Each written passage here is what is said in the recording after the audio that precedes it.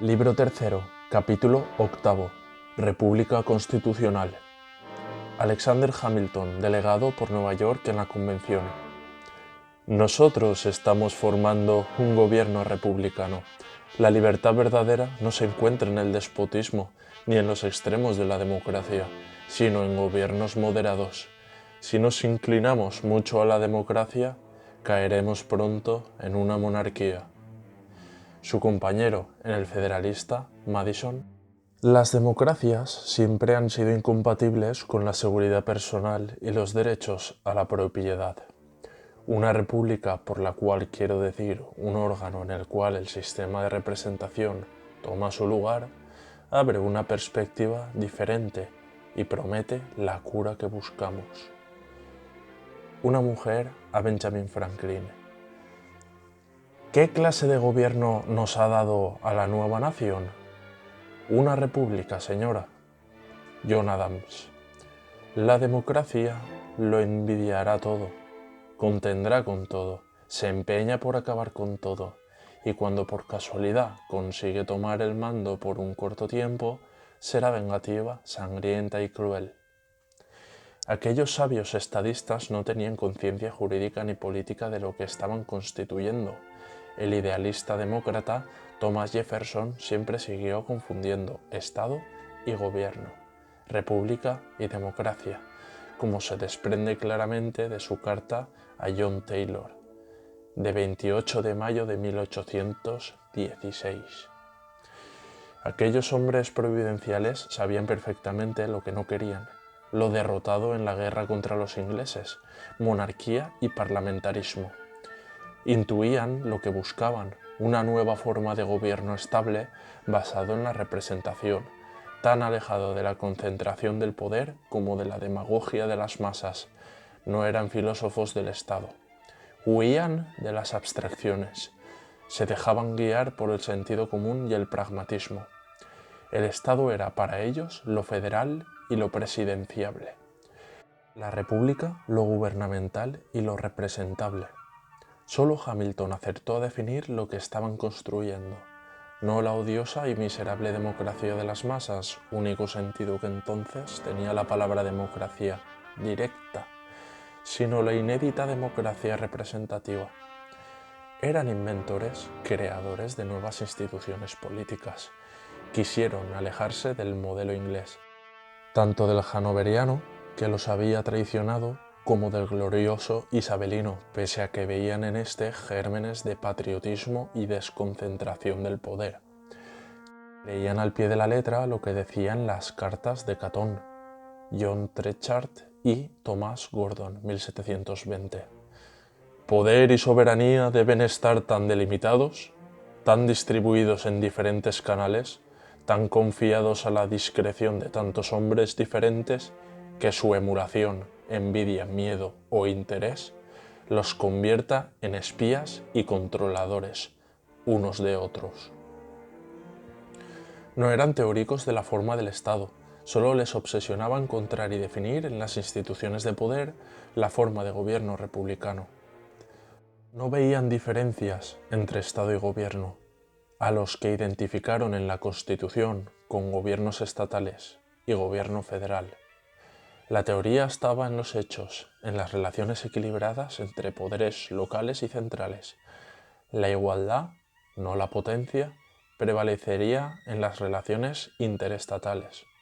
La unidad estatal la garantizaba el nuevo poder federal de la institución presidencial. La libertad estaba asegurada con la representación política, la justicia con la salvaguarda de los derechos civiles de los hombres libres. La gloria era la nueva ciudadanía republicana. El infierno, la esclavitud. Sin la permanencia de esta negatividad, el gobierno de las 6 primeras presidencias de los Estados Unidos no habría tenido igual en toda la historia de la humanidad. Habían realizado la democracia representativa y la República Federal, sin ser conscientes de que habían creado, con la separación de los poderes estatales, la moderna República Constitucional. Se comprende que la clase intelectual norteamericana careciera de incentivos para escribir una teoría de la República, que estaba inscrita en el republicanismo de las instituciones de gobierno, y mucho menos la teoría de una república constitucional que estaba definida en la Constitución Federal del Estado. No era el Atlántico lo que separó la naturaleza de lo querido en América de lo acaecido en Francia 14 años después. Entre el 17 de junio y el 5 de agosto de 1789, la Asamblea de Versalles dejó de ser promotora de una reforma liberal de la monarquía absoluta, como quería la facción avanzada de la aristocracia, aliada con la burguesía profesional del mundo forense, y se convirtió, sin estar legitimada para ello, en asamblea constituyente de una nueva especie de monarquía, muy distinta de la parlamentaria inglesa. Al principio, el monárquico Clermont-Tonnerre sostuvo que el rey tenía le pouvoir exécutif investi de prérogatives positives et le pouvoir royal, qui est soustenu par des souvenirs et des traditions religieuses. El poder ejecutivo investido de prerrogativas positivas y el poder real sostenido por recuerdos y tradiciones religiosas. Pero esta no era la distinción de poderes que el hecho revolucionario exigía. El poder ejecutivo y el consenso monárquico tradicional no separaban, sino que reforzaban la soberanía real cuando lo perseguido por la Asamblea era la división de la soberanía entre Estado y nación, reconociendo el poder ejecutivo del monarca y dando el poder legislativo a la representación. La detención de Luis XVI y su regreso a París desde Varennes trajo un nuevo, facticio y fatídico consenso: monarquía semiconstitucional, con derecho de veto real a las leyes orgánicas. La mentira originaria de este primer consenso antirrevolucionario determinó que la llamada monarquía constitucional, sin serlo, durara 10 meses y que el rey fuera guillotinado 5 meses después. En la constitución idealista de Hegel, el monarca era la persona en la que todos los asuntos y los poderes particulares del Estado encontraban su unidad definitiva. Representaba el momento de la decisión, el de la pura voluntad, sin más. En el modelo hegeliano, la figura del monarca expresa la íntegra y simple unidad del Estado, no como unidad artificial o mecánica para prevenir el peligro de los abusos de poder, sino como principio lógico de la organización unitaria del cuerpo político, mediante el cual las esferas particulares civiles son reconducidas a lo universal. Su preferencia por la monarquía constitucional no se basaba en que fuera, en abstracto, la mejor forma de gobierno. Era la correspondiente al espíritu del tiempo alemán, la que mejor se adaptaba a los pueblos donde se había desarrollado la sociedad civil, con cuerpos intermedios entre los individuos y el Estado. Por eso, no concedió valor significativo a la República estadounidense en un Estado grande, pero todavía con una sociedad civil en formación. Las repúblicas son convenientes para las sociedades simples. La monarquía constitucional, opuesta al despotismo, era la forma idónea para sociedades complejas donde las delimitaciones particulares de la sociedad civil eran relativamente independientes frente al sistema estatal. Una primera crítica a esta filosofía política del Estado vino del creador de la expresión Estado de Derecho, Robert von Moll, no como redundancia tópica, sino como opuesto al Estado policía. La sociedad civil de Hegel no es algo con vida real, no es un organismo externo al Estado, sino un elemento del proceso lógico para llegar a un equilibrio. El Estado no es necesario porque la sociedad ya esté determinada de alguna manera, sino al revés. Para llegar dialécticamente al concepto de Estado, previamente hallado en la idea de realidad moral, era necesario encontrar una antítesis a la individualidad o a la familiaridad. Lo que se entiende por sociedad no es más que el sistema de necesidades toscas y materialmente imprecisas de la comunidad humana, cuya explicación y justificación es llamada Estado. De aquí que se mezclen en este concepto tres tipos de círculos distintos: las meras relaciones del individuo, los auténticos organismos sociales y las instituciones formales estatales.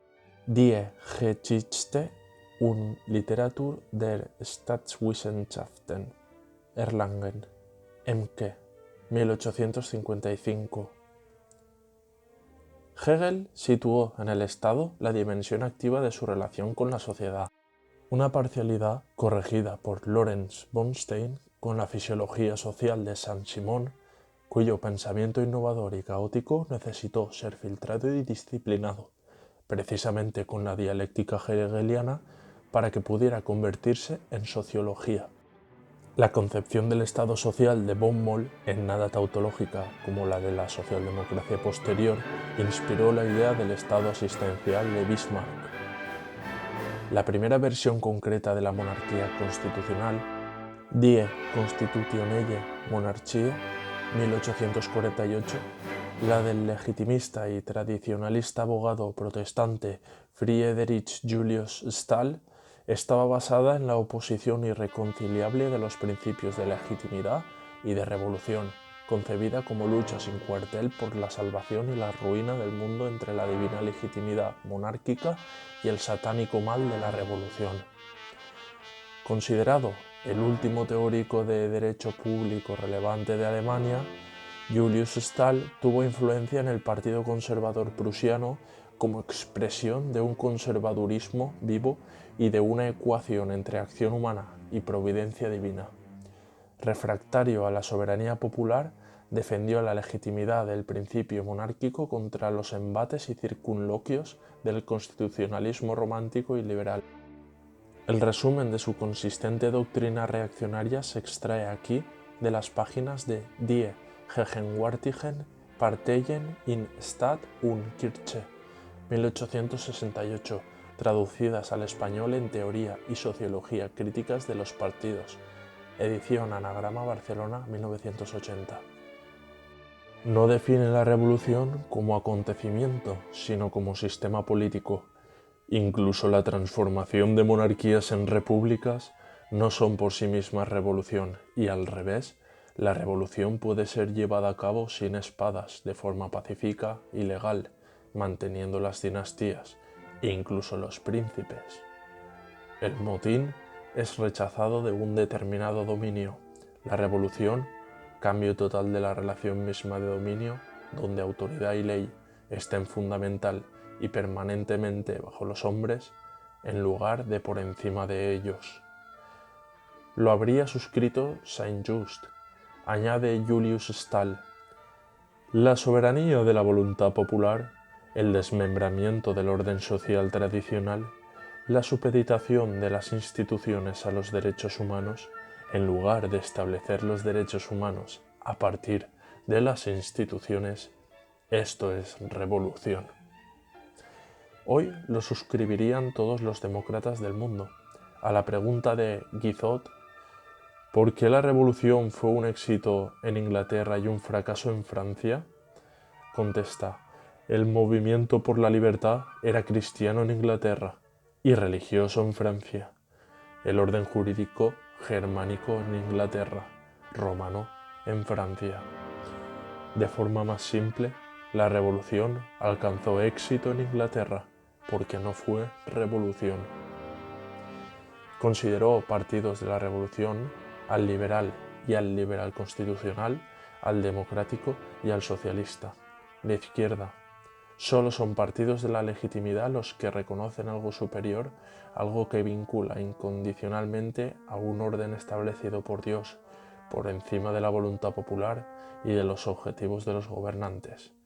O sea, tories ingleses, hayerianos alemanes, legitimistas franceses, monarquistas absolutos. La derecha, del mismo modo, dividió las creencias religiosas en partidos de la fe y de la incredulidad, o sea, cristianos por una parte y racionalistas, deístas, panteístas y ateos por otra. Explicó así la oposición entre el Partido Liberal y el Democrático, pese a ser hijos de la misma madre revolucionaria. El Partido Liberal se queda a medio camino en la realización de la revolución, detenido en parte por los intereses de la clase media, en parte también a causa de la impresión de poder de lo existente y del sentimiento ético ante éste. Por el contrario, el Partido Democrático lleva los principios revolucionarios hasta sus más extremas consecuencias, no se asusta ante ningún resultado.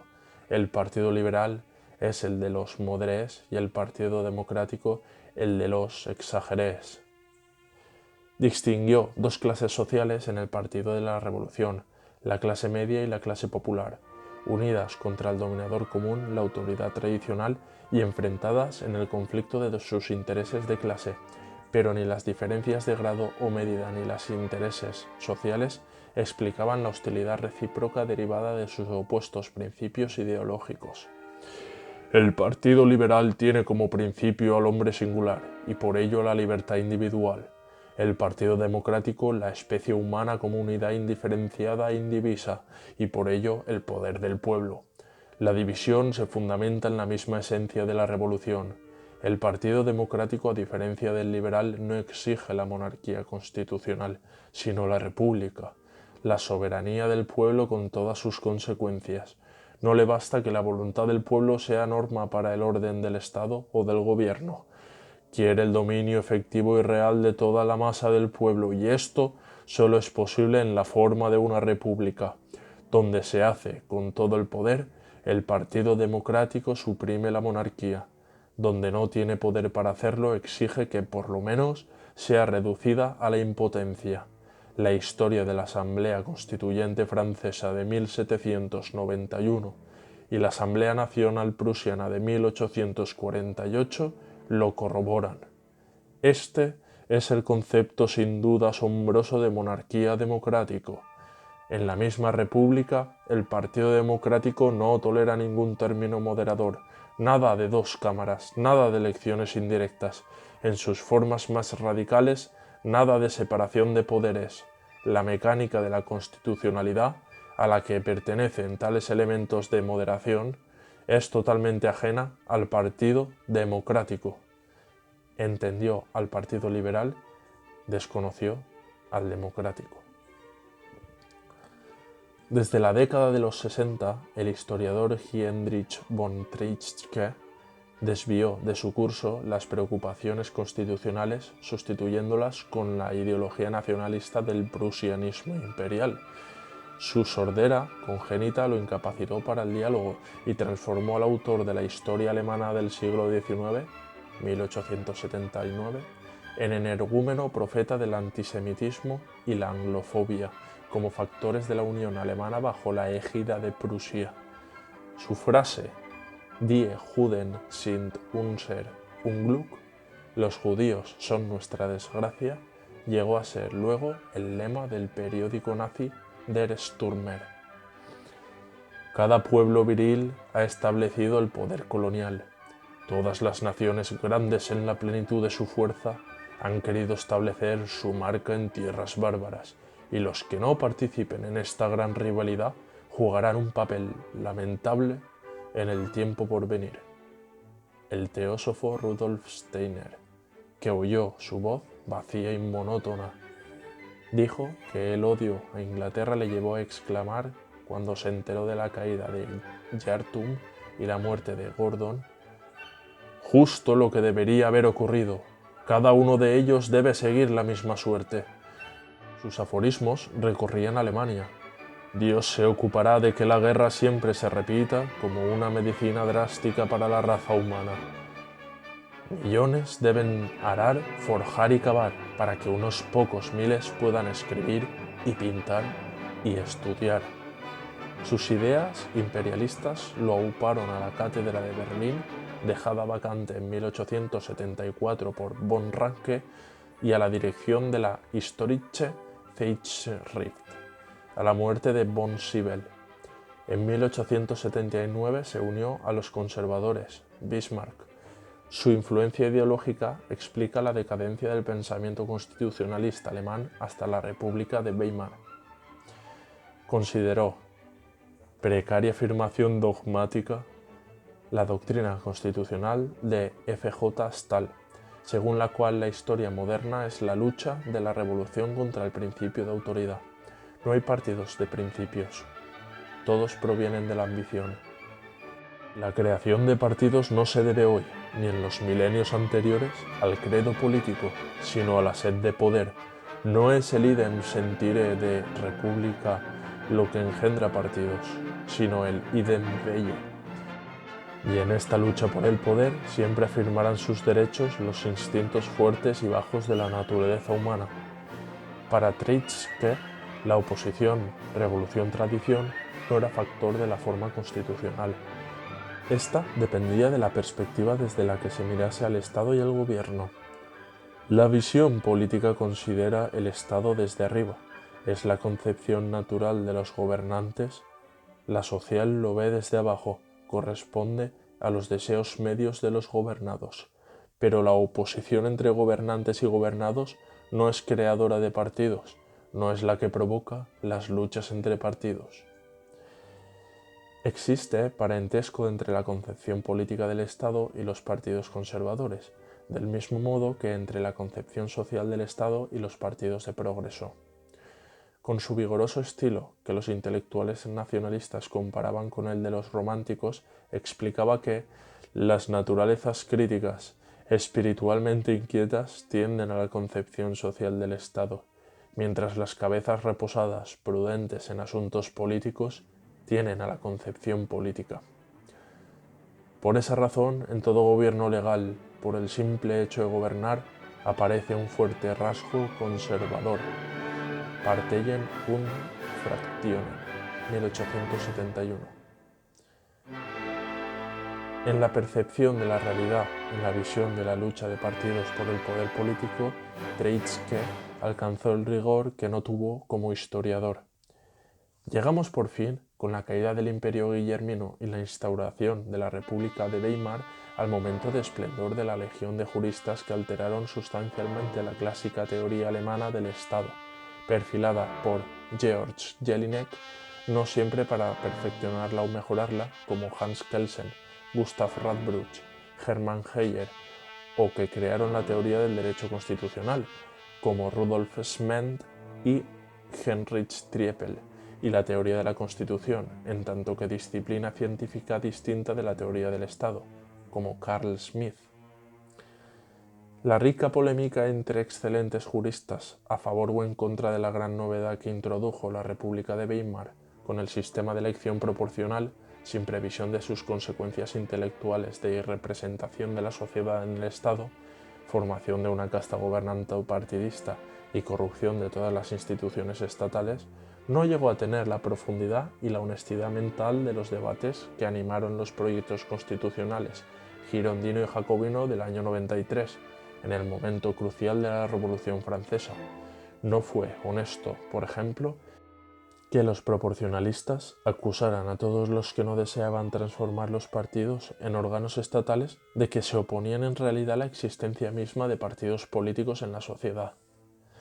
Los nombres de Kelsen, Radbruch y Hermann Heller, santificados por la actual socialdemocracia, permanecen unidos a la legitimación del estado de partidos improvisado tras la Guerra Mundial, es decir, a la justificación teórica de la falta de libertad política colectiva y de democracia formal en las naciones europeas y a la defensa intelectual de la partidocracia. Mientras que los nombres de Schmendt y Triepel, juristas conservadores que denunciaron preventivamente aquel desatino antidemocrático, permanecen en el olvido. Pero el nombre de Carl Smith, 1888-1985, uno de los juristas más cultos y eruditos del primer tercio del siglo XX, en historia, derecho, filosofía y política, pese a sus desvaríos ideológicos de los años 30, siempre estará unido a la fundación científica de la teoría de la Constitución y a la condición de maestro indiscutible, aunque no se acepten algunas o muchas de sus enseñanzas constitucionales. Aunque Weimar no incorporó los partidos al Estado, cuando se debatió en el Reichstag en agosto de 1930 un proyecto de ley para limitar la proporcionalidad, Leibniz se opuso a la reforma, defendiendo él por primera vez el estado de partidos con la no libertad de elección implicada en el censo de listas elegibles, sin respetar la necesaria representación política de la sociedad civil. Ello dio lugar a la escisión del Congreso de Profesores de Derecho Público 1931 y al triunfo del partido nazi en las elecciones de julio de 1932, como partido más votado, 230 escaños. No es momento de hacer la crítica de la teoría de la Constitución de Smith, que ya hice en la teoría pura de la democracia, y nada desagrada más que copiarse a sí mismo, pero la narración emprendida en este capítulo final sobre las ideas que precedieron a la teoría de la República Constitucional, definida en esta obra, obliga a recordar que los gruesos errores del fundador de la ciencia constitucional no procedieron de su refinada técnica jurídica, sino de sus presupuestos históricos y de la idea existenciaria del pueblo, en tanto que sujeto del poder constituyente. En cuanto a los presupuestos, acertó en su distinción entre constitución pactada, exclusiva del Estado federal, y constitución de un solo poder constituyente en el Estado nacional. Pero se equivocó en la interpretación de la naturaleza de la Constitución revolucionaria del 91, al creer que en ella el pueblo francés se constituye como sujeto del poder constituyente, se hace consciente de su capacidad política de actuar y se da a sí mismo una constitución bajo el supuesto expresamente afirmado de su unidad política y capacidad de obrar. El acontecimiento fue tan eficaz y activo porque ahí la decisión política fundamental consistió en hacerse consciente de su condición de sujeto capaz de actuar y en fijar con autonomía su destino político. El pueblo francés se constituye a sí mismo en cierto sentido. Al darse una constitución realiza el acto más amplio de la decisión acerca de un modo y forma particular de existencia. El pueblo se convierte en nación, o sea, se hace consciente de su existencia política. Falso. Nada más lejos de la realidad histórica. En la Constitución del 91, un pacto tenebroso del rey con la traidora representación, el de la gran mentira del secuestro, el pueblo no tomó conciencia de su existencia política, sino de su inexistencia ante el Estado y de su incapacidad de obrar políticamente. Smith no percibió que este hecho contrarrevolucionario confirmaba su tesis de que las constituciones pactadas son artificiales y carecen de valor fundante, aunque sean ratificadas con un referéndum plebiscitario.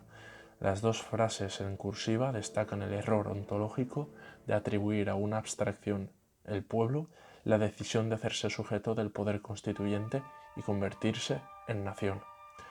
Esta preexistencia a la Constitución y calificó de nacional a la primera asamblea del Tercer Estado, 17 de junio del 89. Este error sustancial de su teoría decisionista proviene de su vinculación epocal con la filosofía existenciaria de Martin Heidegger y Ernst Junger.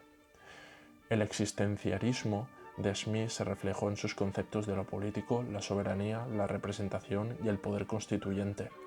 La influencia de Junger se percibe en su crítica del Estado burgués de derecho, que no es el del tercer estado de la Revolución, sino el que resultó de la concentración bélica de las fuerzas productivas y la consecuente irrupción de las masas del cuarto estado, den Arbeiter, en la acción política directa. El subyacente existencialismo en su teoría de la Constitución causó la inconsistencia de la idea de homogeneidad del pueblo como factor constituyente, la falta de fronteras entre poder constituyente y soberanía, la visión de la representación como algo existencial y no procesual. Con el decisionismo autoritario en la Constitución, el pueblo homogéneo podría ser convocado para decidir, con un sí o un no, cualquier cosa pública que se le sometiera a plebiscito, incluso, como se dijo entonces, la dictadura de un Estado total cuantitativo. Pero es cierto que Smith restituyó el concepto de poder constituyente, que había sido borrado de la teoría de la soberanía del Estado por el liberalismo político y del positivismo jurídico.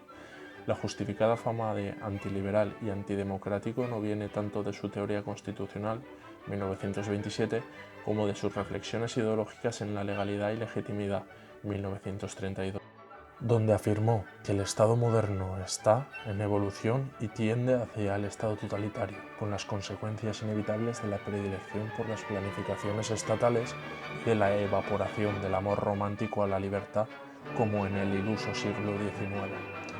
Esto no impidió la recepción de su obra en el pensamiento político de la posguerra, no desde luego en el clima político del estado de partidos, sino especialmente en Joseph Schumpeter, Karl J. Friedrich, von Hayek y en ciertos movimientos intelectuales del residual comunismo italiano. Como era de esperar, fue repudiado por la socialdemocracia, la misma que hoy promueve el aberrante pluralismo constitucional de Haberle. El realismo de Smith constató que el Parlamento no era lugar de debate de las decisiones fundamentales tomadas fuera de él por jefes de partidos y grupos de interés. Le negó valor representativo sin dar significación a que ese fenómeno deriva necesariamente de la representación proporcional. La elaboración de las leyes fuera del Parlamento afrentaba el poder constituyente, del que excluía a los nuevos sujetos políticos, especialmente al proletariado, que debía ser integrado en la unidad política para que el Estado fuera representante del pueblo. Si las masas no están integradas en la representación, el poder constituyente se disuelve en la acción. Dada la heterogeneidad de los sujetos, el problema no consistía en la ausencia de pluralismo en la sociedad, sino en la adscripción de los individuos a múltiples asociaciones sin que ninguna de ellas fuera soberana. La democracia liberal llenaba el vacío entre el pueblo y sus identificaciones, con ficciones representativas de intereses opuestos. El pueblo solo era constituyente en la escasa medida de la participación de su acción colectiva en la decisión única que determina la unidad en la globalidad política. El adjetivo único califica la excepcionalidad del acto constituyente, que no tiene tiempo ni una sola forma de manifestación. El poder constituyente del pueblo introducía la inestabilidad en la democracia liberal. El Estado legislador toma el lugar del poder constituyente. Las normas expresan esa potencia constituyente, no como fuerza extraordinaria que pueda resolver situaciones o estados de excepción, sino como principio presente y activo en toda acción desprendida del ejercicio del poder estatal. El liberalismo hace de la Constitución el soberano, y, subsumida la ley política por la ley formal, la legitimidad se vuelve legalidad. A partir de aquí, Smith se aleja de Max Weber y se acerca a Carlos Marx. El poder constituyente permanece en los procedimientos formales de la ley y queda anulado en tanto que fuerza radical capaz de transformar la unidad política. Si el Estado se somete a la ley y a sus procedimientos, se anula a sí mismo. La única forma de expresión del poder constituyente en la democracia es el plebiscito. En la democracia liberal, la acción política del Estado ha sido vaciada de contenido político. El Estado legislador parlamentario, que supuestamente era un elemento esencial de la democracia, se convierte en el medio legal para destruirla, frenando la expresión de la voluntad del pueblo. Los principios liberales son una colección de entrabas y controles al Estado, un sistema que sirve para garantizar la libertad burguesa y hacer relativo el poder del Estado. Una forma indirecta de destrucción de la democracia liberal. Para Smith, las ideas liberales introducen un antagonismo radical entre los individuos y el Estado, cortan todo lazo orgánico entre ambos. La identificación entre gobernados y gobernantes desaparece y, con ella, el concepto de política. La operación estará completa cuando el Estado se convierta en un servidor de la sociedad, esencialmente dirigida por la economía. El pueblo exigiría, como expresión de las mayorías en los escrutinios electorales, pues la noción de pueblo sería la suma de las expresiones individuales y aleatorias que se manifiestan en el espacio público. El Estado no sería ya la fórmula de la unidad política. Finalmente, la distinción entre amigo y enemigo, atributo de la asociación política, se convierte en una noción propia de la esfera privada, dotada de connotaciones económicas o morales.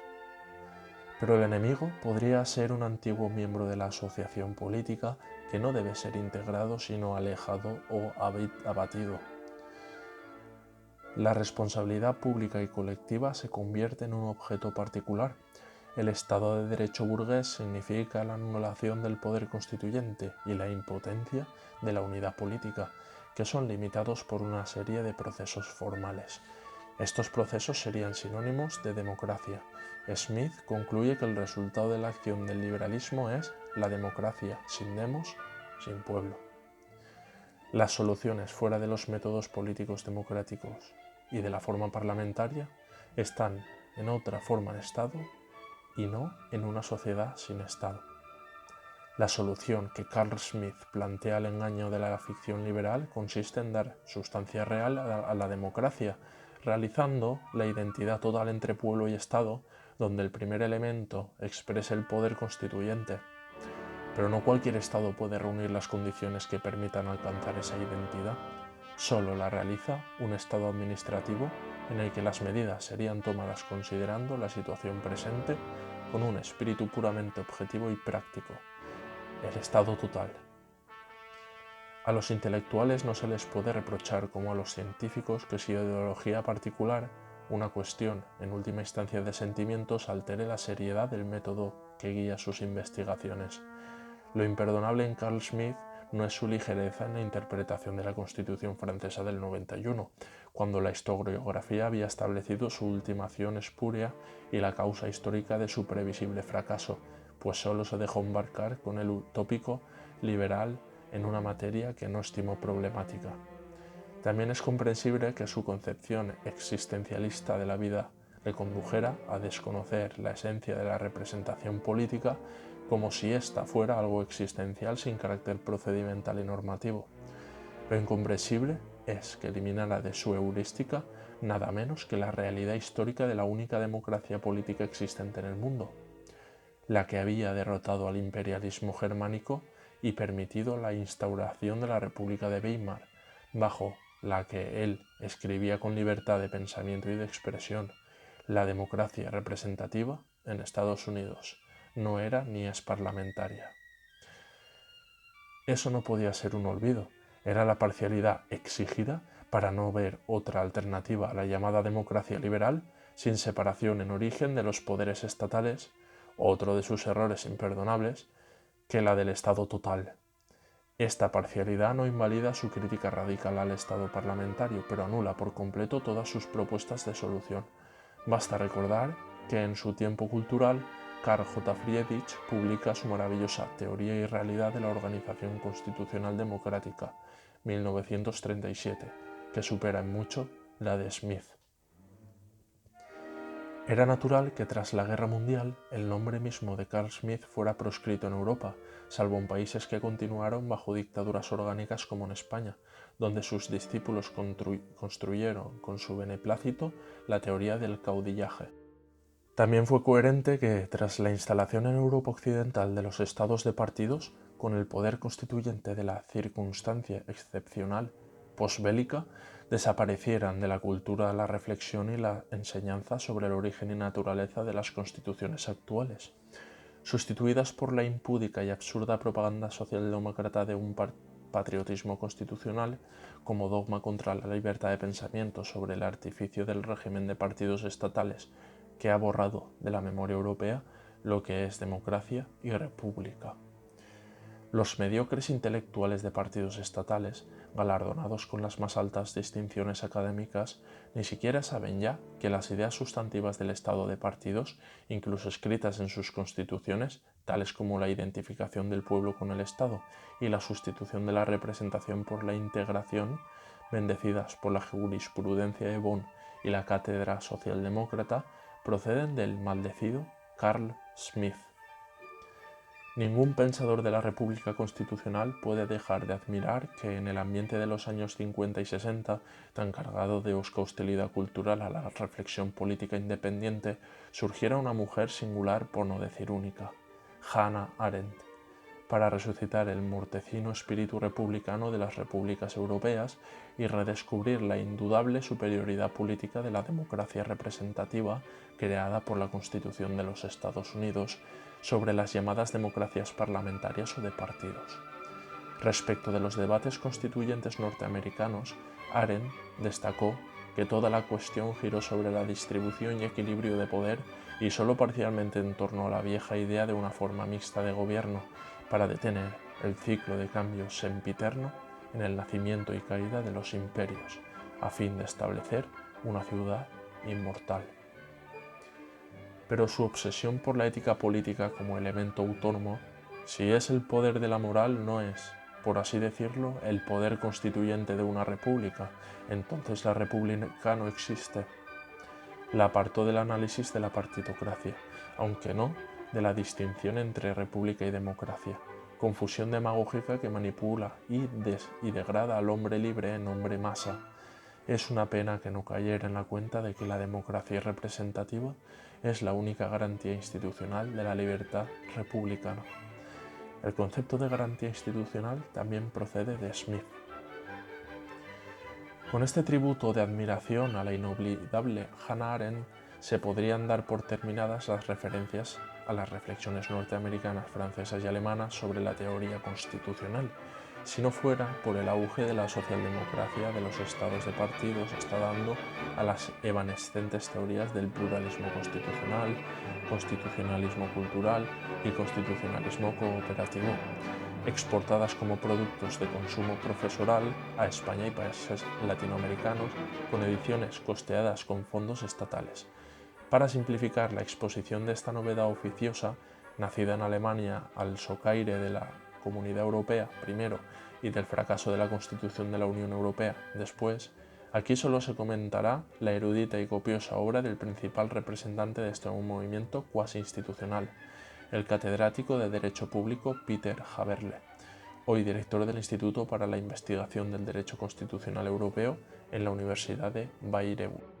La doctrina constitucional de Haberle brota en el jardín ideológico donde se cultivan como flores de invernadero las ideas estatales sobre la non nata Constitución de la Unión Europea de Lisboa.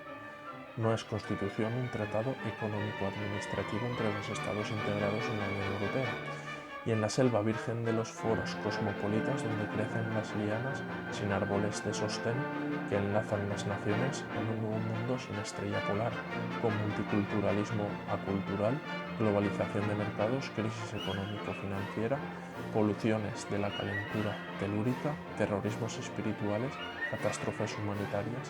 Hasta el punto ha llegado la desnaturalización del idioma, nueva gobernanza de los viejos organismos internacionales, alianza de civilizaciones, refundación del capitalismo y, sobre todo, con la loca esperanza de salvación puesta en la internetización de la cultura jurídica como fuente de sabiduría constitucional.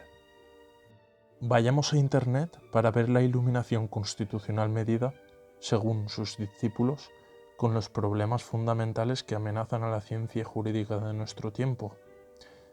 Apoyado en la doctrina de Hermann Heller, la Constitución es forma acuñada que se desarrolla vivamente. El cosmopolita Haberle se ha liberado de los límites y del destino del Estado-nación. Las monografías sobre el domingo como principio constitucional y la garantía de los días festivos, así como los nuevos libros sobre himnos y banderas, intentan construir paulatinamente una doctrina de la integración adecuada al Estado constitucional cooperativo. Movería a risa este simpático folclore elevado a principio constitucional si para darle algún sentido se relaciona con la ley de 5 de octubre de 1793 que reemplazó la era cristiana por la revolucionaria, con el cambio del calendario gregoriano y la sustitución del domingo por el descanso obligatorio cada 10 días. Hecho que provocó la represión policial de los recalcitrantes domingueros, sospechosos de contrarrevolucionarios y de no participar en los días festivos que expresaban el espíritu de fraternidad. Al parecer, la socialdemocracia no encuentra nada más revolucionario que garantizar fiestas de patriotismo constitucional donde se imponga como principio constitucional de los europeos el deber de no trabajar los domingos. Se supone que con excepción del sábado para judíos. Para no caer en este tipo de comentarios irónicos que, contra mi intención, puedan parecer despectivos de la ingente obra de un hombre que ha dedicado 50 años de su vida a la causa respetable del constitucionalismo europeo, aquí solo se comentarán las extrañas ideas que el propio autor alemán expuso a su seguidor un profesor de la Facultad de Derecho de la Universidad de Buenos Aires, en la entrevista de 21 de abril de 2009. www.juridicas.unam.mx. La información será más fiel y la crítica más coherente si cada afirmación de Haberle va seguida de la apostilla crítica consecuente en cursiva. Hoy comprendemos la Constitución como un proceso siempre novedoso entre el convivir y el soportarse entre los individuos. Ya en 1978 me animé a formular la teoría de que los tribunales constitucionales participan en la actualización del contrato social vivido. También nos encontramos en el camino hacia un contrato social europeo. Apostilla, en cursiva. La Constitución no es ya un acto del poder político unitario, sino un proceso de actualización del contrato social vivido entre individuos, en el que participan los tribunales constitucionales hacia el que se encamina Europa. Concibe la Constitución como pacto social entre los individuos europeos y los inmigrantes legalizados. Se cierra cursiva. El primer mundo, es decir, la así llamada vieja Europa, aún hoy puede aprender mucho del tercer mundo. Esto es especialmente válido para el derecho constitucional. Apostilla, en cursiva. Los constitucionalistas europeos deben perfeccionar el derecho constitucional aprendiendo mucho del tercer mundo y nada de Estados Unidos o Suiza. Se cierra cursiva. En mi obra Europäische Verfassungslehre proyecté la sociedad abierta de los intérpretes constitucionales de la Unión Europea. Actualmente ya existen indicios de una sociedad abierta de intérpretes constitucionales en Europa. Esto se puede constatar a través de la participación vía Internet de algunos ciudadanos en el proyecto de Constitución de 2004. Si esa Constitución Europea hubiera entrado en vigor, ya podríamos hablar de una sociedad abierta de constitucionalistas en Europa. Apostilla, cursiva. Muy ignorantes deben ser los tribunales y profesores de derecho constitucional si tienen que aprender mucho del tercer mundo y de los ciudadanos internetistas que participen en esa cuestión. Si la razón natural de Jacobo I era superior a la razón técnica de juez Coque, sobraría la ciencia jurídica. Si la sociedad de constitucionalistas depende de una constitución en vigor, sería la norma la que la crearía y no la existencia de una pluralidad de opinantes constitucionales. Fueron los ciudadanos los que repudiaron esa constitución, mismo círculo vicioso que en la democracia deliberativa de Habermas. Se cierra cursiva. Me gusta distinguir entre la llamada tríada republicana, el ámbito privado personal protegido por el derecho fundamental, el ámbito público-social, partidos, diputados, sindicatos, iglesias, y el ámbito público-estatal, Parlamento, Tribunal de Cuentas, Tribunal Constitucional.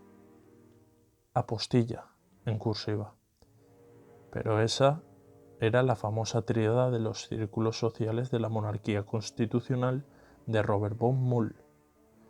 En el estado de partidos, diputados, partidos y sindicatos son estatales. Se cierra cursiva. La teoría y la práctica del parlamentarismo en nuestra exitosa democracia, de acuerdo con la ley fundamental, presenta más luces que sombras. Nombraré algunas sombras. La democracia partidaria domina, en parte, al Parlamento, y los diputados en el Parlamento, en muy pocas ocasiones, pueden hacerse oír de manera espontánea e independiente. Esto es expresión de la oligarquía de partidos. Apostilla, en cursiva. Las luces y sombras no son pertinentes para las reglas formales del juego, sino para los jugadores. Según la jurisprudencia del Tribunal Constitucional, Leibold, lo que existe en Alemania es una democracia que ha suprimido la representación en aras de la integración. Su parlamento, no representativo, solo puede expresar las voces integradoras de la oligarquía de partidos. Una democracia partidista no es democracia. La Constitución es un ordenamiento marco. Algunos principios son inmodificables, otros pueden ser modificados con la mayoría de 2/3. Mi tesis de los niveles textuales involucra siempre a los contextos. El paradigma de los niveles textuales significa que un constitucionalista concreta con posterioridad lo que fue fijado por sentencias judiciales o ya ha sido puesto en práctica. Apostilla, en cursiva. La Constitución no es un ordenamiento marco, sino imperativo de reglas formales, no modificables sin reforma de la Constitución. No existen distintos niveles textuales en las reglas. Los llamados principios, que no son normativos, no tienen carácter constitucional, sino declarativos de orientaciones para legisladores y jueces, en tanto que criterios hermenéuticos dependen del contexto y los constitucionalistas solo pueden aspirar a que sus opiniones sean acogidas por el Tribunal Constitucional. Se cierra cursiva. Todo Estado constitucional debería poder decidir si elige una jurisdicción constitucional difusa o una jurisdicción constitucional concentrada. El grado de efectividad del modo difuso de la jurisdicción constitucional es demostrado en el caso Marbury contra Madison en Estados Unidos. El grado de efectividad para una jurisdicción constitucional autónoma es demostrado por la Corte de Roma, la Constitución alemana 1949, el Tribunal Constitucional Federal 1951 y muy especialmente el Tribunal Constitucional en Lisboa y España. Apostilla, en cursiva. El caso Marbury y Madison demostró que la potestad de legislar pertenece a la nación y no al Estado. Si la constitucionalidad de las leyes es el único requisito de la justicia legal, son injustos todos los sistemas que no dan a la jurisdicción ordinaria la potestad de examinar, en primera instancia, y aplicar a la sentencia la nulidad de la ley inconstitucional invocada. La Corte de Roma y el Tribunal Constitucional español no han anulado todas las leyes parlamentarias aprobadas contra la prohibición del mandato imperativo de los partidos estatales. Se cierra cursiva. Sin negar la utilidad que pueda tener la obra de Haberle para el mejor conocimiento del derecho comparado de las constituciones en los estados nacionales europeos, no es posible aceptar una aberrante idea de constitución pluralista, cultural o cooperativa desvinculada de un estado nacional, federal o confederal, como supuesto de hecho histórico que la justifique, en tanto que norma imperativa y unitaria del sistema de poder en una unidad política estatal. Sus buenos propósitos no han caminado en la dirección adecuada a la comprensión de lo que es una verdadera constitución. La importancia de los derechos fundamentales, que hasta las tiranías y dictaduras reconocen en sus ampulosos textos pseudo-constitucionales, no hace de ellos factores directos o agentes de la Constitución. En consecuencia, la tesis del pluralismo constitucional y del constitucionalismo cultural carecen de interés para la teoría política y jurídica de la República Constitucional. Son aberraciones socialdemócratas. Incluso en la hipótesis de una federación o confederación de los Estados europeos, la Constitución que regulase sus poderes no sería pluralista. Una cosa es que los poderes constituyentes fueran plurales, tantos como estados integrados en la Unión, y otra cosa absolutamente distinta, que la constitución unitaria de diversos estados sea plural. En ese caso no sería constitución, sino tratado internacional. Además, el camino para llegar a la Constitución de Europa como unidad política, sea bajo forma federal o confederal, no es la unificación de la jurisprudencia de los tribunales constitucionales de cada estado de partidos. Esta meta es utópica en el conglomerado europeo de monarquías, repúblicas, parlamentos, presidencialismos, centralismos, federaciones, autonomías regionales, con sistemas electorales proporcionales y mayoritarios. Del mismo modo que se ha unificado la moneda con un solo banco emisor antes de que exista un Estado europeo, y de que se está procurando unificar la legislación fiscal y el déficit presupuestario, Se debe obtener primero una ley común en la materia política que más separa hoy a los pueblos europeos, el sistema electoral, pues solamente es representativo de la sociedad el vigente en Estados Unidos y Francia. Las partidocracias son incompatibles con la unidad política de Europa y su representación unitaria. La jurisprudencia de los tribunales constitucionales de los estados de partidos, cuyo carácter político, en su composición y en su función, los enfrenta inevitablemente con la jurisprudencia propiamente judicial de los tribunales supremos, no puede ser creadora, lo cual no impide reconocer el valor del Tribunal de Estrasburgo para los justiciables desamparados en sus respectivos países. Desde que Sieyès ideó el Juri Constitutionaire, el Tribunal Constitucional nunca ha dejado de ser un órgano político, incompatible con la independencia del Poder Judicial. Para ello la jurisdicción ha de ser única. Dado que las ideas platónicas de los movimientos europeos del pluralismo constitucional y del constitucionalismo cultural impulsan el activismo judicial de los tribunales constitucionales de cada Estado, en un sistema de justicia rogada, conviene recordar la relación de esos tribunales especiales con el poder constituyente. Pues si son guardianes de la Constitución, ¿quién guardará a los guardianes? Sieyès. La polémica Kelsen-Smith no superó la sutileza poder constituyente, poder constituido, del creador del proyecto de Juri Constitutionaire el 18 de terminó de 1795 en un gran discurso publicado por la propia Convención Nacional con el título Opinión de Sieyès sur las attributions et organisation du Juri Constitutionaire proposé le 2 Thermidor. Junto a la voluntad peticionaria, la voluntad gobernante y la voluntad legislativa, el abad de Fréjus añadió como cuarta voluntad del pueblo la voluntad constitucionaria, expresada por un Juri Constitutionaire compuesto de representantes elegidos con la misión especial de juzgar las quejas contra violaciones de la Constitución cometidas en decretos de la legislatura.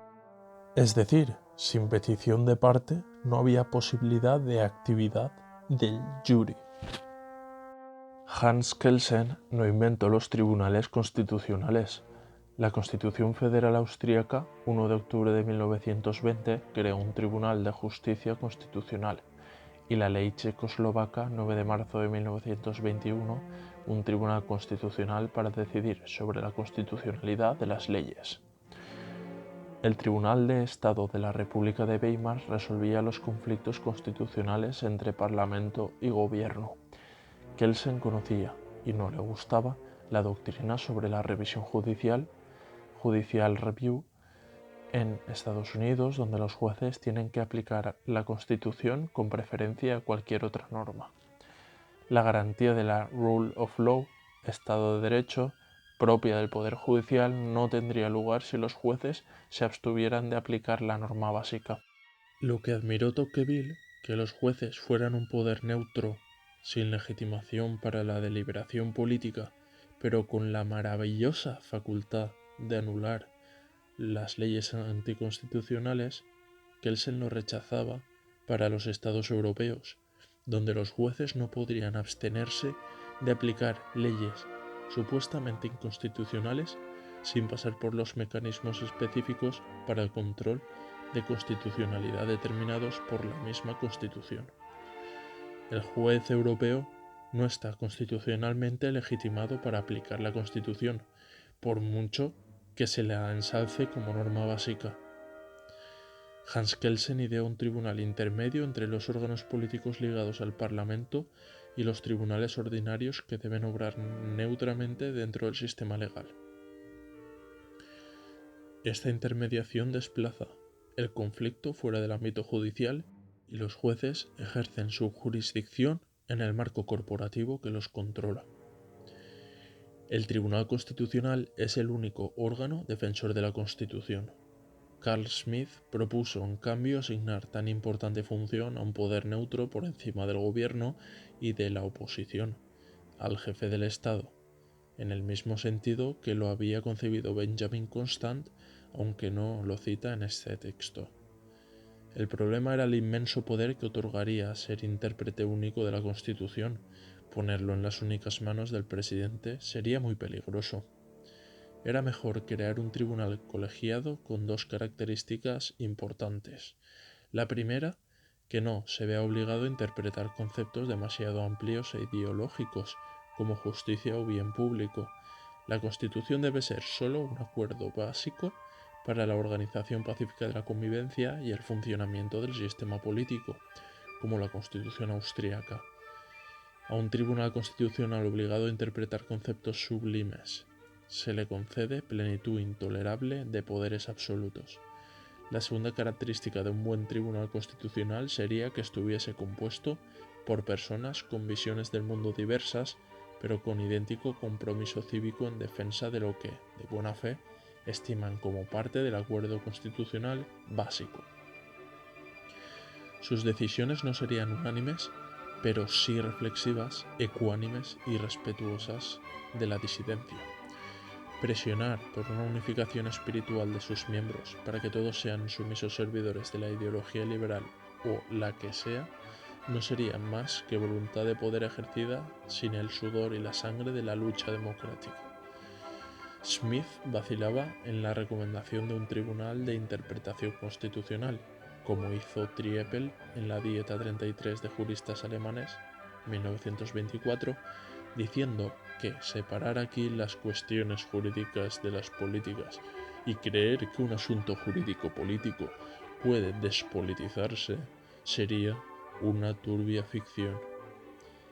En definitiva, Carl Smith creía que en lugar de un tribunal de apariencia judicial, decidiría con más dignidad una instancia política, algo así como un senado, al modo de las instituciones napoleónicas, que preveían un Senat Conservateur para defensa de la Constitución.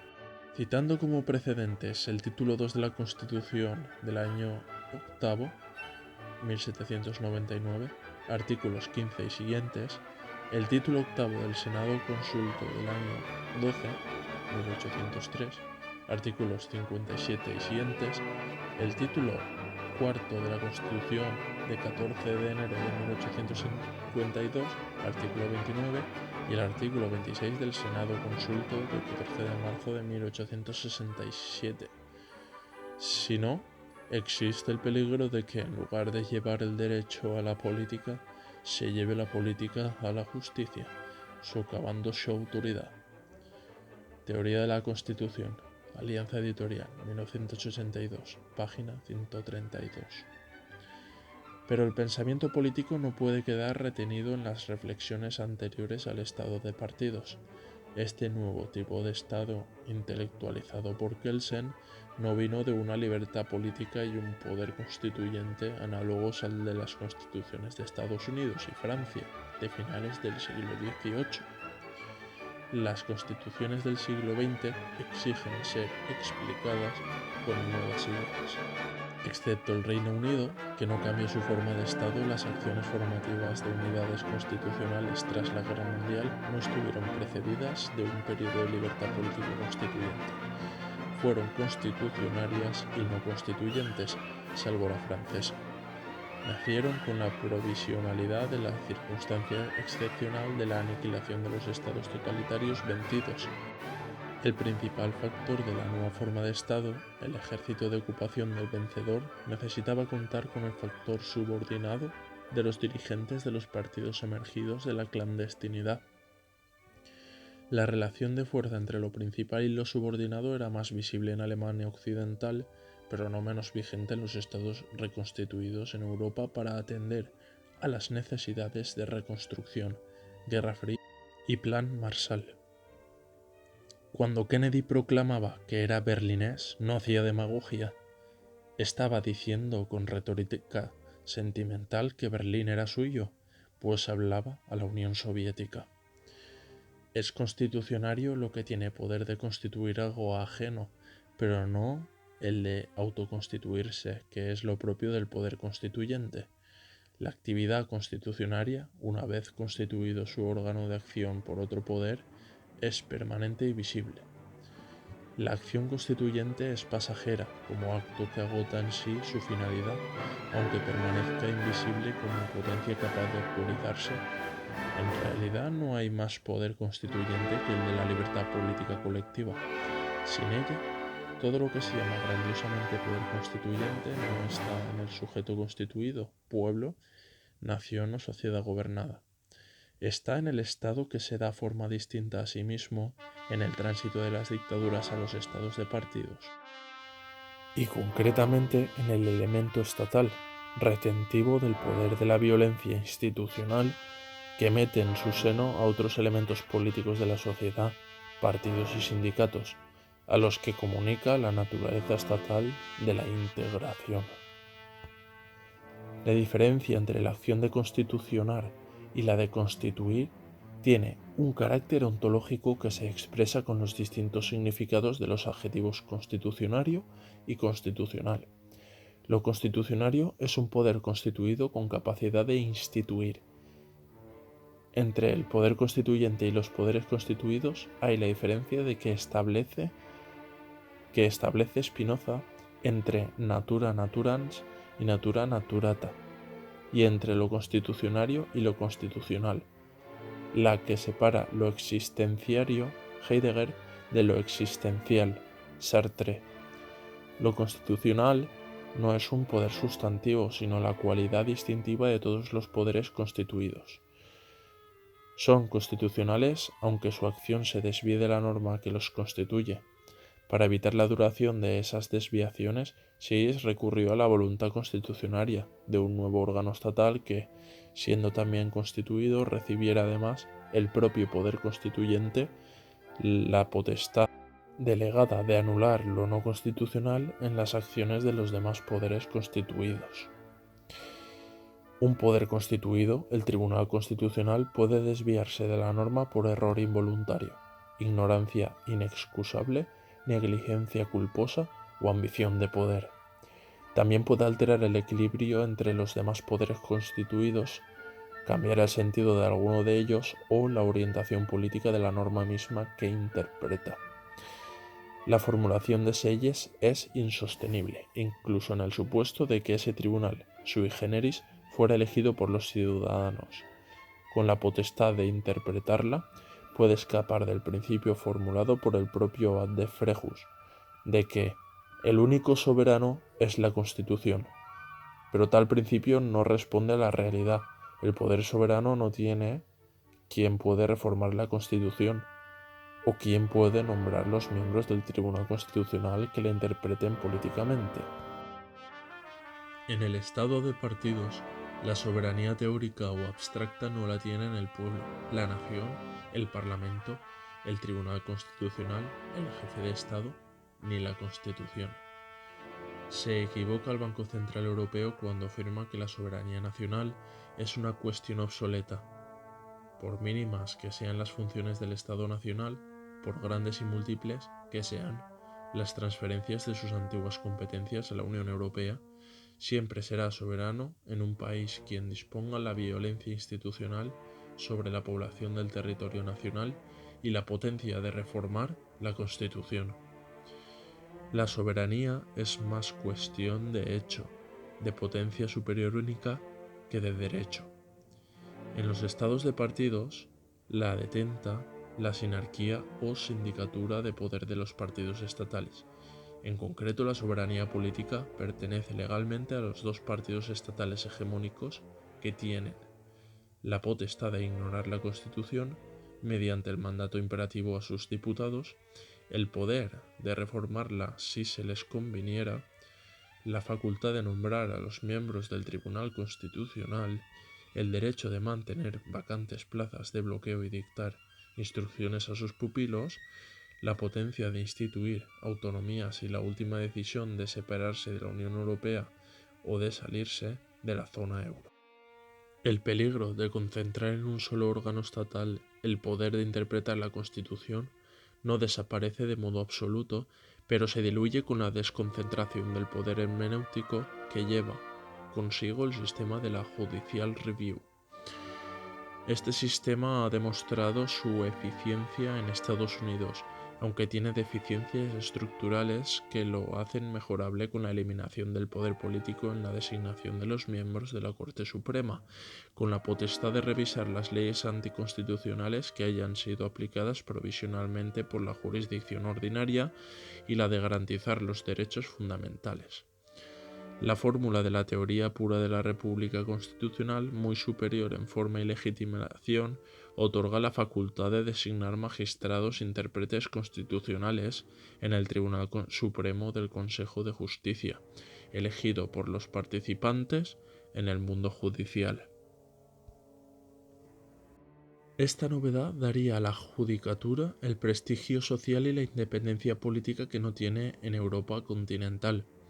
Era necesario exponer la vaciedad de la cultura constitucional europea para salir al paso de la corriente oportunista que inunda las universidades y foros internacionales con la falsedad del pluralismo constitucional. Los estados de derecho no son tales en la partidocracia, basada en la aplicación sistemática de la disciplina del partido en la votación parlamentaria de las leyes, sin que un solo tribunal constitucional haya declarado alguna vez la nulidad de la ley promulgada sin alguno de los requisitos exigidos en la Constitución, como el de la prohibición del mandato imperativo. ¿Qué autoridad moral, qué magisterio jurídico, qué prestigio social puede tener un tribunal constitucional que jamás aplica la norma en esta materia legislativa? Condición sine qua non para que el Estado, sin necesidad de decirlo, sea de derecho. Incorporada a una sala del Tribunal Supremo la función del Tribunal Constitucional, se elimina el abuso de poder de que, siendo este un poder constitucionario, se irrogue el poder constituyente de interpretar la Constitución sin supuesto de hecho litigioso, es decir, sin aplicar la interpretación de la norma a un hecho particular debatido entre partes en un proceso, lo cual vulnera unos de los principios generales de derecho y transforma el poder constitucionario del Tribunal Constitucional en poder constituyente. Sus resoluciones, meramente interpretativas, son nulas. El legislador no tiene potestad de dictar normas de interpretación auténtica de otras leyes, salvo que lo haga en forma de ley nueva, en cuyo caso ya no será interpretación subjetiva. La interpretación abstracta de la norma por el Tribunal Constitucional no es siquiera auténtica, pues él no ha sido autor de la Constitución. El propósito de esta teoría pura de la República, no concebida para un determinado país, sino para todos los europeos, es eminentemente práctico: facilitar la estrategia de la libertad política con un modelo sencillo y riguroso de república constitucional que pueda ser aceptado sin reservas por los que creen en la superioridad de la democracia política o formal sobre la llamada democracia de partidos y, más científicamente, oligarquía de partidos o partidocracia. No procediendo de la libertad colectiva constituyente y legitimándose a sí mismo con la ficción del como si realizara la democracia, el estado de partidos no puede llegar a la libertad política ni a la democracia formal sin la apertura de un periodo de libertad constituyente donde se manifiesten las tres opciones constitucionales que siempre existen en toda sociedad plural no aprisionada en el consenso. La barrera que se opone a este objetivo es más de orden ideológico que material. La ilusoria pretensión autológica de llegar a la misma meta por la vía de reforma solo puede ser desvanecida con el acontecimiento que la ponga ante la realidad. La teoría de la República Constitucional realista y realizable introduce un nuevo factor político y cultural que, al despejar una de las incógnitas paralizantes de los cambios en las formas de Estado y de gobierno, supera uno de los principales obstáculos a la movilización de las voluntades hacia acciones colectivas tendentes a la mejora y saneamiento de la situación política.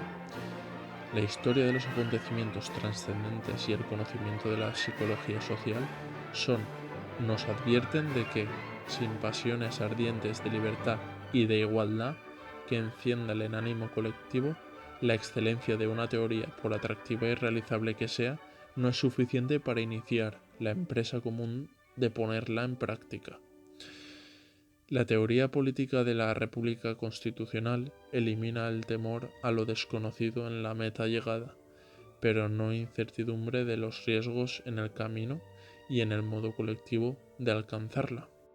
Las teorías ideológicas, como la anarquista y la marxista, no incitaron a la acción de practicarlas por lo que tenían de veraces, sino por el fuerte sentimiento colectivo incorporado a la idea. La desesperación de la clase obrera durante la fase industrial de acumulación de capital la echó de bruces en los movimientos de liberación social contra la causa que la oprimía en la miseria. Teorías no comprendidas por las masas, pero asimilables mediante consignas simples y emotivas que las subyugaban. Primero nació el sindicalismo como reacción espontánea, sin teoría superadora de la contradicción ontológica que suponía atacar a la empresa, con la que habría de pactar para poner fin a los conflictos dramáticos que, sin acuerdos transitorios, implicarían la privación de los medios de subsistencia de la clase obrera. Al negar la necesidad de Estado, el anarquismo no pudo superar esa contradicción sindical. Su arma decisiva, la huelga general triunfante, abría en la imaginación social la incertidumbre de una sociedad sin Estado. La economía sociología marxista combatió el utopismo anarquista en nombre de una dialéctica histórica que conduciría necesariamente a la victoria final de las fuerzas productivas sobre las relaciones de producción. Los partidos socialistas y comunistas carecen de teoría política. El ensayo de Marx crítica de los programas de Gotha y Erfurt, 1875, no era una teoría política sino un expediente tomado de la Comuna Anarquista de París, 1871-72, para cubrir el vacío del luego que, tras la conquista del Estado por la dictadura proletaria, a fin de revolverlo contra la burguesía hasta la completa eliminación del sentimiento de propiedad privada. La teoría liberal es una interpretación del mundo que puede orientar el pensamiento individual, pero no la acción colectiva, salvo en los movimientos de independencia nacional. La socialdemocracia no es una teoría política, sino una vaga práctica de gobierno con elementos liberales y programas de aumento de la asistencia social. Hoy la practican todos los partidos estatales cuando no están en la oposición. Algunos socialistas sinceros añoraron una teoría de la democracia formal. Leon Blum, a escala humana 1941, prefería el sistema americano o suizo, que se fundan sobre la separación y equilibrio de poderes y que tienen, además, el gran mérito de sustituir la noción real de control a la noción un poco ilusoria de responsabilidad. Si en el estado de partidos se produce la anomalía de que uno de ellos alcance la mayoría absoluta, tendrá el poder ejecutivo, legislativo, judicial, financiero y funcionarial. El abuso de poder dejará de ser relativo. Contra la norma democrática, la partidocracia no tolera las mayorías absolutas por un doble motivo: evitar el abuso de poder absoluto y repartir el abuso limitado según la cuota de cada partido en las urnas. Con mayoría absoluta se abusará absolutamente, con mayoría relativa relativamente. Todos saben que en la partidocracia es imposible suprimir el abuso de poder. Las comisiones parlamentarias, los consejos de administración de los entes públicos, la constitución del poder judicial y financiero, la ocupación de los cargos técnicos y burocráticos en la administración y en las empresas públicas reproducen mecánicamente la misma cuota de reparto surgida del acto electoral. Ningún poder se puede controlar a sí mismo. El poder indiviso, tanto si es administrado por un solo partido como si lo es por varios, no es controlable. La separación de poderes no es privilegio del pensamiento francés o anglosajón. El general Miranda, instructor de Simón Bolívar, escribió durante la Revolución 1794 lo que la historia no hizo más que confirmar. El pueblo no será soberano si uno de los poderes constituidos, el Ejecutivo, no emana inmediatamente de él, y no habrá independencia entre los poderes si uno de ellos fuera el creador del otro. Dad al cuerpo legislativo el derecho de nombrar a los miembros del poder ejecutivo y no existirá ya libertad política. Si nombra a los jueces, no habrá libertad civil. La socialdemocracia hizo con Saint-Simon lo que Marx con Hegel, puso del revés la relación producción-consumo, convirtió la política económica en economía política y la redujo a teoría de la producción primero y teoría del consumo después, aparejando a este con el gasto legitimador del déficit público. Los impuestos no se calculan en función de los servicios estatales ni del PIB, sino en consideración a la masa circulante de dinero y crédito. Si la nación gasta mucho más de lo producido, el gobierno hace el ajuste con financiación exterior del déficit público, aumento de impuestos y disminución del consumo privado. Los gobernantes concentran su acción en peticiones a los gobernados y a los agentes económicos de que no traben las ruedas del carro estatal, conducido por los aurigas del déficit y la deuda nacional. El filósofo Alain comparaba la auriga del carro estatal con el chofer apresurado, remiso a frenar por no comprender lo que hace un bando de gansos en la carretera. Pero los gansos van a su comida y a su charca. El gobernante de partido le extraña que los gansos europeos no se aparten para aplaudir desde el arcén la velocidad de su marcha, sin frenos y a piñón fijo, hacia la bancarrota de las arcas públicas. Se necesitan gansos, lo concedo, dice el hombre del Estado, pero allí donde yo quiero que estén y no donde ellos quieran estar. La partidocracia no convence más que a su doméstica gansada con alternancia de abrevaderos en el gobierno sin que las ánades libres tengan ruta natural a su deseada, necesaria y limpia charca. Bajo esta perspectiva, la política deja de ser una vocación general para la que se vive y se convierte en una especialidad profesional de la que se vive. La profesión política se alimenta de dos clases de expertos, los tecnócratas y los comunicadores. Los primeros cocinan las recetas de los programas, los segundos las venden como mercaderías. Desde que la política se ha convertido en una profesión, ya no merece más consideración y respeto que cualquier otra. Si un político habla desde el gobierno, no se le puede creer. Habla de su oficio, necesitado de clientela, pero con la extraña pretensión de que se le presente más atención, comodidad y sitio, a costa de la incomodidad y estrechez de los oficios productivos de la sociedad, que cuando menos merecen tanta atención como el suyo. Nada hay más contrario al espíritu republicano, sin el que la materia de la sociedad civil se corrompe. Penetrada en sus poros por el espíritu autoritario del partido estatal, se esfuma incluso toda posibilidad de espíritu republicano, en todo caso, incompatible con el principio de autoridad. No se necesita esfuerzo mental para percibir que la razón de Estado y el orden público, los dos enemigos históricos de la verdad y de la libertad, son criaturas gemelas del principio de autoridad constituyente del Estado de partidos. Ningún pensamiento libre puede hacerse la ilusión de poder competir en pie de igualdad con el juicio dogmático del portador de autoridad, y en la misma medida en que se acentúa el dogmatismo del principio de autoridad, aumenta el escepticismo en todas las manifestaciones del espíritu social o profesional. La peor de las sumisiones a la autoridad está en el sentimiento de respeto político a lo existente por el solo hecho de existir y por la dimensión ética que inconscientemente se le atribuye.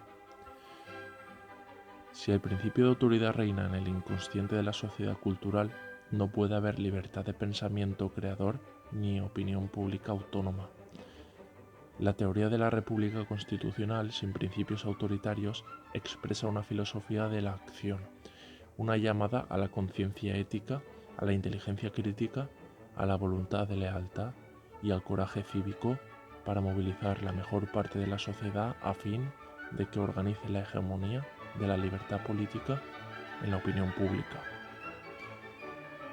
La recalcitrante idea de que las constituciones no deben ser tocadas, heredada del previsor mito de Licurgo, se opone en el inconsciente colectivo de las masas gobernadas a toda modificación de la norma.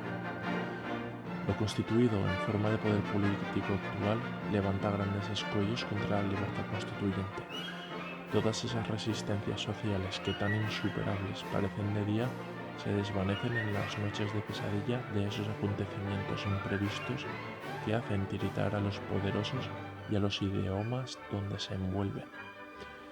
La gran crisis financiera y económica pone en entredicho lo que un día antes era considerado sagrado por los gobiernos, la banca y el capitalismo. Si los políticos estatales llegan a dudar de un capitalismo necesitado de ser refundado, se puede imaginar lo que el gran capital financiero hará con la clase política que, para salvarse ella, lo ha puesto bajo los pies de los caballos. Las especulaciones fiduciarias pueden ocasionar la bancarrota del Estado en países como Islandia, Grecia, Irlanda, España, Portugal, Italia, Hungría.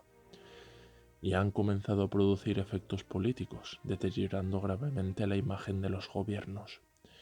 El capitalismo se refundaría si esta torpe expresión tuviera sentido, acentuando su poder sobre dóciles servidores públicos, deprimidos con los apuros de unos amos que dejan de ser anónimos para ser rescatados por el Estado. Y esta cruel tempestad no cesará de soplar hasta que el círculo de oro en mi cabeza, como transparentes rayos de sol esplendoroso, calme el furor de esta tromba insensata. Shakespeare, Enrique IV, segunda parte, 3-1, York. Página 351-354. A diferencia de las constituciones de partidos, impuestas y sostenidas por sentimientos derivados de ideas ficticias aplicadas con la filosofía alemana del como si fueran reales, la Constitución de la República Constitucional, nacida de la libertad colectiva y afirmada por las cuatro ideas fuerza de su teoría pura, muestra una sistemática coherencia en su correspondencia con la realidad de la vida política y añade a su racionalidad intrínseca la apariencia de racionalidad en todas sus instituciones particulares. Ningún vicio de la ley puede ser más grave que el de hacerla inaplicable a la realidad, por hacer obligatorios deberes imposibles de cumplir. Las ficciones jurídicas son legítimas en el derecho privado, pues son ideadas como modo de colmar lagunas normativas mediante deducción lógica de los principios generales del derecho o por aplicación analógica de leyes particulares, en caso de silencio de la ley. La ficción no está en el texto legal, sino en la generalidad del principio analógico que la justifica. Trasladar las ficciones a las normas constitucionales del sistema político acarrea como consecuencia la nulidad del precepto normativo y, si éste es básico, la de toda la Constitución a causa de su fantasmagórica irrealidad. Uno de los principios básicos del sistema parlamentario, la independencia del diputado en el acto de votar leyes, equiparada a la independencia judicial para dictar sentencias, es conculcado si acepta órdenes, instrucciones, presiones o consejos para orientar su voto. Norma reforzada con la prohibición del mandato imperativo, aunque esa prohibición contradice la esencia de la representación electoral, mientras figure en un texto constitucional, ha de cumplirse. Pero sucede que una ley de hierro, descubierta por Robert Mitchell, tan inexorable como la de la gravedad, determina en el sistema proporcional que el voto exclusivo a diputados de partidos lo decide el jefe o el aparato del partido que los incluye en la lista de candidatos. La disciplina de partido en el voto parlamentario anula la votación anticonstitucional, aunque la Constitución que la prohíbe sea irreal, a causa de la irrealidad utópica de la prohibición.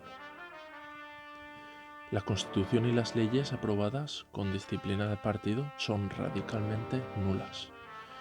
Las constituciones socialdemócratas incluyen en sus preceptos el derecho al trabajo y a una vivienda digna con ejércitos de parados y hacinadas moradas sin agua ni luz.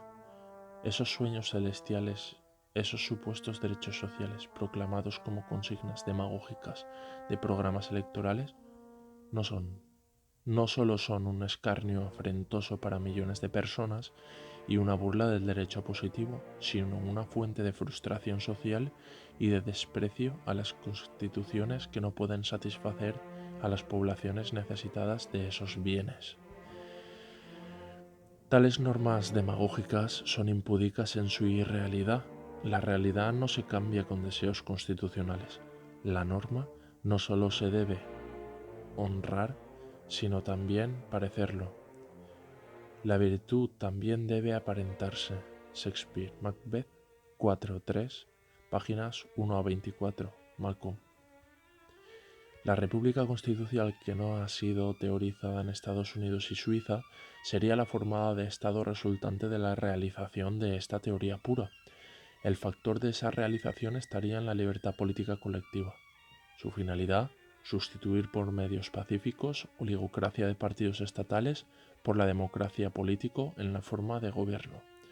Su método, abrir un periodo de libertad constituyente donde la acción colectiva en cada unidad estatal concrete las opciones constitucionales, reaccionaria, conservadora, creadora, que tienen existencia virtual con distinto grado de extensión y de intensidad en las sociedades políticas europeas.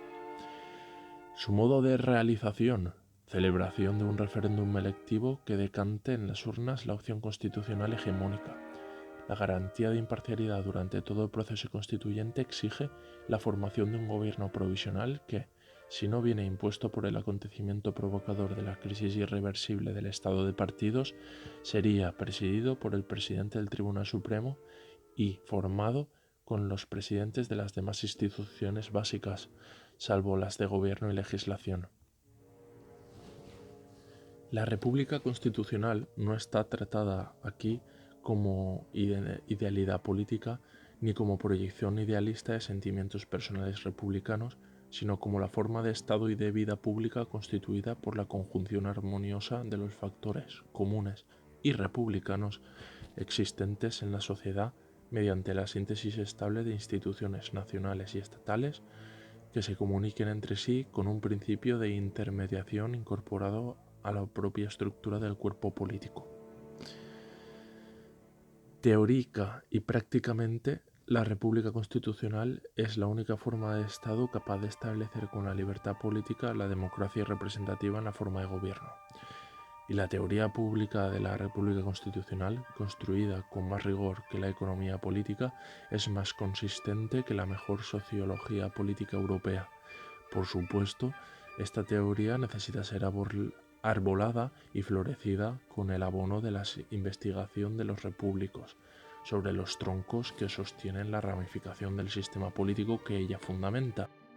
El estado de partidos, suprema expresión de la razón de Estado en el monopolio de la violencia legal y la cultura oficial, hace imposible que su relación con la sociedad pueda ser inteligentemente traducida y establecida en instituciones políticas. Creada por potencias externas a la realización de hegemonía política en la sociedad civil, la partidocracia se ideó, por razón de Estado y de autoridad, para improvisar gobiernos europeos irresponsables al final de la Guerra Mundial. La razón de Estado nació en el Renacimiento florentino para legitimar en la sociedad la dominación del poder legal por la potencia económica, por el dinero. Lo político fundó el Estado moderno, lo económico la política. El poder de los políticos hace las leyes y la potencia económica constituye el poder político. El abuso de poder es consecuencia de esta relación. La revolución de la libertad política que realiza la República Constitucional consiste en la transformación de las potencias sociales en poderes institucionalizados. de las ambiciones de dominio en responsabilidades institucionales, de los poderes legales en potestades y de las facultades particulares de los cargos públicos en responsabilidades personales. Los abusos de poder, si son sistemáticos, revelan que la forma de Estado no ha transformado en poder la potencia de las ambiciones dominantes. Como se dijo antes, al comentar la tautología de Lord Acton sobre la corrupción absoluta, es cualidad de su naturaleza que la potencia de los partidos estatales no pueda ser frenada por ninguna institución. El abuso de poder, facultad legal más potencia, traduce una ecuación que las estadísticas podrían cuantificar. La corrupción es proporcional a la parte de potencia no transformada en poder controlable, institucionalizado dentro de un verdadero sistema constitucional. El primer peldaño de la República Constitucional, para transformar todo tipo de potencia general en poder institucionalizado, consiste en dar a la nación la potestad de promulgar las leyes aprobadas por su representación colectiva. El Estado inicial se la arrebató y la Revolución Francesa siguió reservándola al poder ejecutivo. Esta idea, admitida como excepción en la Constitución de los Estados Unidos, para el caso de que el presidente se niegue a promulgar una ley, es la piedra angular del edificio constitucional proyectado en la teoría política. La energía social para subir a este primer peldaño en la escalera de liberación de la servidumbre voluntaria está detenida, contenida y retenida por el dique de los partidos y sindicatos estatales que la mantienen estancada en el estado de partidos, sin salidas de aliviadero. No hace falta ninguna obra de ingeniería para que la corriente de la libertad política salga con naturalidad del pantano cenagoso que la cubre y fecunde las praderas y arboledas de la sociedad. Como decía Aristóteles, las cosas tienden a su lugar propio. Para dejar obrar a esa tendencia hay que librar de su armadura estatal a los partidos y sindicatos, civilizarlos, para que por su propia naturaleza, vestidos de paisano, vuelvan a estar en el seno de la sociedad civil, de donde nunca pudieron salir sin traicionar y traicionarse. El Estado totalitario estatalizó al partido único. La derrota bélica de las dictaduras suprimió el partido único. Pero en lugar de reconocer la pluralidad de partidos en la sociedad, los metió a todos en el Estado. En vez de partido único, varios partidos estatales unidos por consenso, varias facciones de un solo bloque de partidos estatales.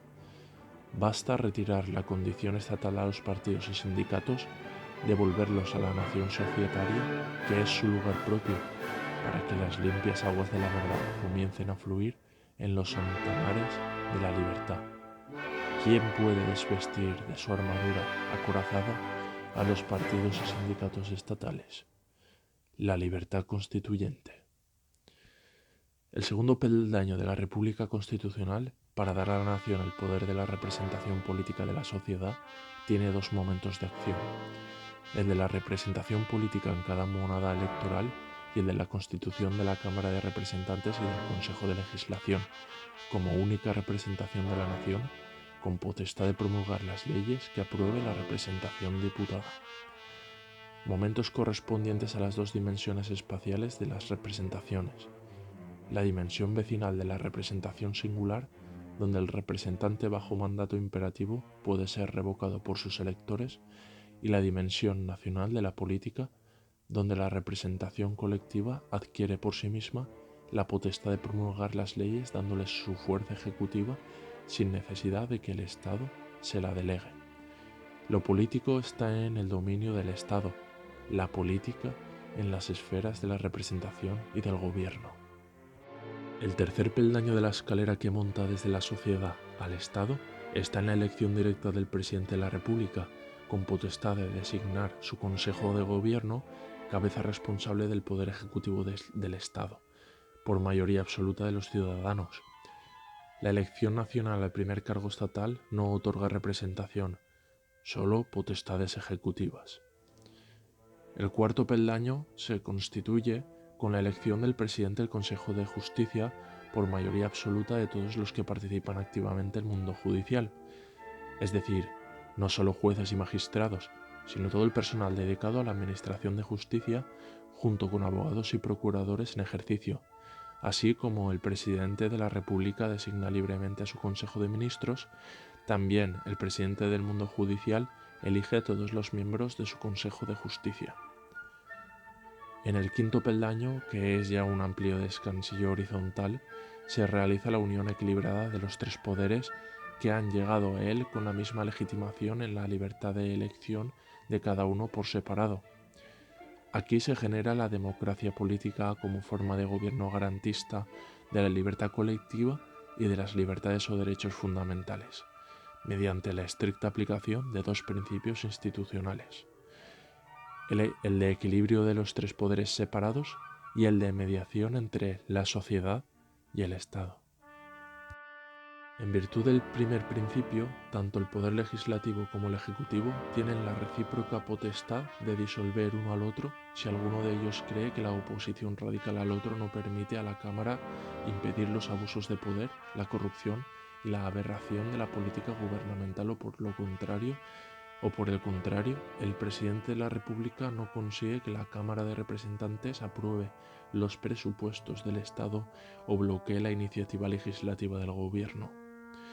El peligro de que esas dos potestades contrarias, la nacional o la estatal, puedan ser utilizadas para que alguno de los dos poderes rivales se deshaga impunemente del otro, queda eliminado con la sabia y prudente norma constitucional de que el derecho del poder nacional a disolver el poder estatal o a la inversa lleva consigo la obligación automática de autodisolución del que lo ejerza. El conflicto definitivo entre los dos poderes lo resuelve el poder preservador de la sociedad gobernada, mediante nuevas elecciones legislativas y presidenciales. Dado el apego de la clase política a su escaño en la Cámara o a su cargo en el gobierno, el peligro a temer es el contrario, es decir, que nunca se use ese derecho de disolución con autodisolución. Pero la sola existencia de tal derecho será fuerza de disuasión suficiente para que ambos poderes encuentren un punto de equilibrio donde se resuelva conflicto entre ellos. Los gobernados deben sentirse árbitros virtuales sabiendo que pueden hacerse actuales. En virtud del segundo principio, el de mediación institucional entre la nación y el Estado, encarnado naturalmente por el Consejo de Legislación, dada su naturaleza mixta de representación nacional con la potestad de hacer coercitivas las leyes, se elimina el peligro de la intromisión oculta de las potencias económicas o culturales en los asuntos de legislación y de gobierno, es decir, la principal causa de la corrupción política. La intermediación institucional no solo actúa en los conflictos entre los poderes ejecutivo y legislativo, también lo hace en los conflictos de la jurisdicción con los otros dos poderes. Separada por completo del poder ejecutivo y privada del Ministerio Fiscal, del Ministerio de Justicia y de Tribunal Constitucional, cuyas funciones son absorbidas por el Consejo de Justicia y el Tribunal Supremo, en una carrera judicial única de jueces y fiscales, la independencia de la función judicial solo podría ser amenazada seriamente por su dependencia económica de cualquier de los otros dos poderes. Este peligro se resuelve a través de la Ley de Presupuestos del Estado si el de la Administración de Justicia lo hace y propone el Consejo de Justicia, lo revisa el Tribunal de Cuentas y lo incluye el Gobierno como partida en los presupuestos generales del Estado.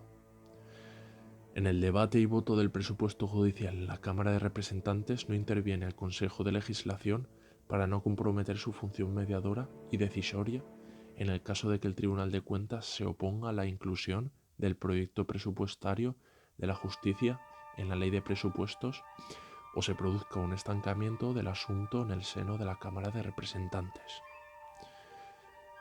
La acción constituyente de la Asamblea de Diputados, elegidos en cada mónada electoral por el sistema mayoritario para elaborar la Constitución de la República, consiste en la concreción de los 5 peldaños de la escalera instituyente de los poderes públicos, según el tipo constitucional elegido, bajo el principio de equilibrio entre ellos y el principio de intermediación atribuido al único poder que participa de la naturaleza nacional, en tanto que representante, y de la naturaleza estatal, en tanto que promulgador de las leyes, el Consejo de Legislación.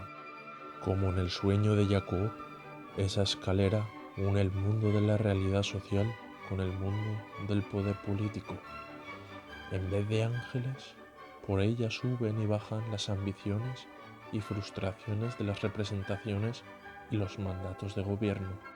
La piedra de Betel, en la que Jacob recostó su cabeza sin saber que era el lugar para el monumento de la fe, con pago del diezmo, es el primer momento de la sabiduría constituyente, donde la nación recupera la fuerza ejecutiva de las leyes, como en la Asamblea Nacional que inició la revolución con la amenaza al Estado de suspender el pago de los impuestos. La República Constitucional será alfa y omega de la democracia en Europa.